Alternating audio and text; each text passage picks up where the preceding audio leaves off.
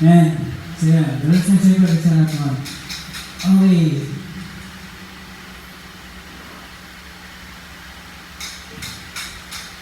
Ang pastor, ibig sabihin ng pastor ay shepherd, nag-aalaga ng tupa. So tayo, bilang mga tao, bilang mga kaluluwa, inaalagaan tayo ng Diyos na parang mga tupa. Siya yung ating pastor. Okay? Ayan. So, kailangan natin ng pastor. Kailangan natin ng shepherd. Kaya hindi natin pwede sabihin walang gawain o walang pastor. Unang-una, Diyos yung ating pastor. Sabi sa Psalms 23, verses 1 to 3, ang Diyos ang aking pastor. Imposible na wala tayong pastor. Unang-una, Diyos yung pastor. Okay?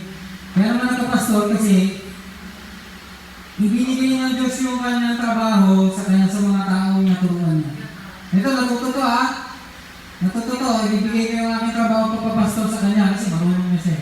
Sabi ni Jesus, ang disipulong marunong, magagawa niya yung trabaho ng guro niya. Okay, pag natuto ka na, ako, Diyos ako, kayo pastor, bibigay ko sa'yo kasi marunong ka na eh. Okay, marunong ka na magpastor eh. Marunong ka na mag-alaga ng mga tao eh. Kaya bibigay na ng Diyos sa kanya. Okay, so ganun yun. Yun ang ginawa ni Jesus. Yun yung ginawa ni Jesus sa kanyang mga alagad. Pinasa-pasa.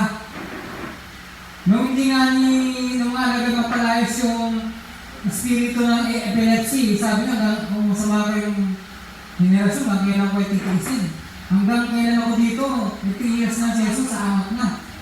Yung kanyang ministry, no? Eh di pa nila mapalayas yung epilepsy. Paano pa yun? Bubuhay pa nga silang patay. Tapos epilepsy lang, hindi mo mapalayas. Napupunta sa apoy, muntik mamatay. Napupunta sa tubig, muntik malunod. Di ba? May kilala ako sa Taho. Nasa kanto kami, tumumba siya. Muntik sumasagasaan ng gulong. Ng jeep. Kung kaya naman palating yung jeep, kaka tumumba. Tsaka sa sinumpong. Kasama namin sa music. Babae pa. Bigla na namin siya, tumumpang ganun. Mula ulo pa.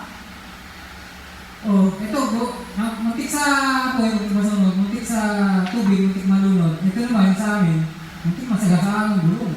Biro, magbabayad pa yung driver. Nagtatrabaho ng matino. Amen? Ngayon, kung nasagasaan yun, hindi ko nabuhay yun, sabihin niya doon sa akin, may mati, tagal-tagal na yan. Hindi mo po kayang buhayin yan. Hindi pa kaya pagaling yung epilepsy, parang gano'n. Diba? Ito tatrabaho lang naman yan. Makasagasa ka. Amen? Kasama pa namin sa ministry, sa church. Okay.